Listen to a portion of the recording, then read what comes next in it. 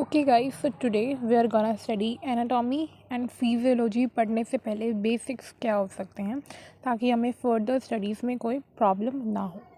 Start करते हैं। Anatomy को अगर हम ब्रेक डाउन करें, एना का मतलब होता है अप एंड टॉमी का मतलब होता है कटिंग।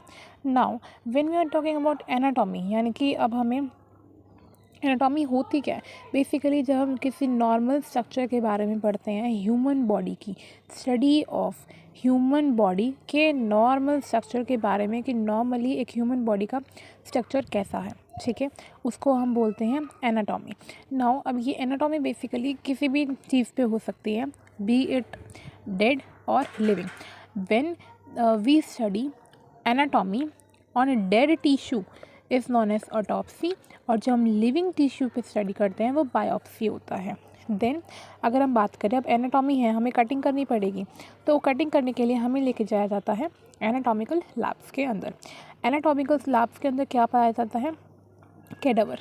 कैडावर का मतलब क्या होता है? Dead body. और डेड बॉडी की स्टडी को हम कैडावेरिक बोलते हैं। नाउ अब जो ये डेड बॉडी है, इसको स्टोर कैसे किया जाएगा? तो उसको 40% फॉर्मेलिन सॉल्यूशन के अंदर स्टोर किया जाता है। अब हम जब एनाटॉमी पढ़ रहे हैं तो हमें कुछ उसके डिवीज़न करना पड़ेगा। पहला होता है regional anatomy, then systematic anatomy. Regional मतलब किसी एक पर्टिकुलर रीजन की, जैसे कि ये हैंड है तो इसकी एनाटॉमी जब हम पढ़ेंगे तो वो होगा रीजनल एनाटॉमी, लाइक हेड, नेक, ट्रम्प, अपर लिम और लोअर लिम, ठीक है। व्हेन वी गोना स्टडी, जब हम सिस्टमेटिक एनाटॉमी की बात करते हैं, सिस्टमेटिक का मतलब क्या होता है? एक पर्टिकुलर सिस्टम का, जैसे कि डाइजेस्टिव, रिप्रोडक्टिव और रेस्पिरेटरी सिस्टम, ठीक है। तो ये था एनाटॉमी के बारे में कि एनाटॉमी को अगर हम ब्रेक डाउन करेंगे उसका मतलब क्या होता है, एनाटॉमी को कहाँ पे स्टडी करेंगे, किस पे स्टडी करेंगे, एंड उसको जिस पे स्टडी करेंगे कैसे स्टोर किया जाएगा, डेड पे कैसे स्टडी करेंगे, लिविंग पे कैसे स्टडी करेंगे, और दो तरह की एनाटॉमी अगर हम पर्टिकुलर लोकेशन के रिस्पेक्ट में बात करते हैं तो, ठीक है। फिर आ जाता है हमारा anatomical position. Whenever we have, हमें बोला जाएगा कि इसको एनाटॉमिकल पोजीशन के अंदर खड़ा करो।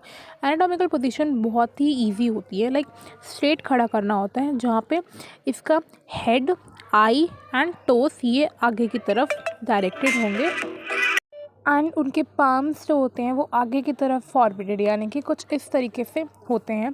तो this is known as anatomical position. Body erect, head, eye, toe directed forward, limbs at the side of the body, ये लिम्स हैं, अपर लिम, लोअर लिम ये साइड में है बॉडी के, ठीक है। Palm directed forward. Now anatomical position के साथ हम कुछ और भी पढ़ते हैं, that is prone and supine position. जब हम किसी पेशेंट को बेड पे लेटाते हैं चेकअप के लिए, जब वो फेस डाउन करके लेटता है इन एनाटॉमिकल पोजीशन, ये वाली पोजीशन में, तो उसको हम प्रोन बोलते हैं।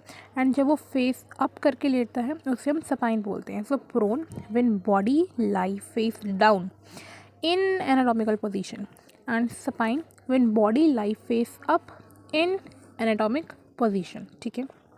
नाउ जब हम डॉक्टर के पास जाते हैं OPD के अंदर, तो वहाँ पे डॉक्टर कैसे चेकअप करता है?